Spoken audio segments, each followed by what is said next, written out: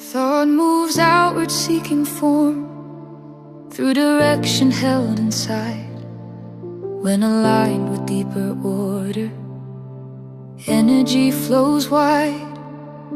Connection forms through harmony, a current clear and strong. Movement finds its destination when direction is not wrong.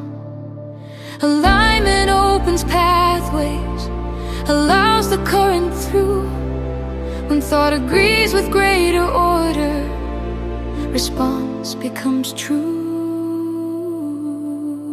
When thought forms the circuit, power moves with ease. Direction finds its outlet, and motion is released. Nothing returns unfinished, nothing fades away. When intention meets alignment, the current finds its way. But thought can drift from order, lose coherence and design. Without balance there is no linkage, no response through time.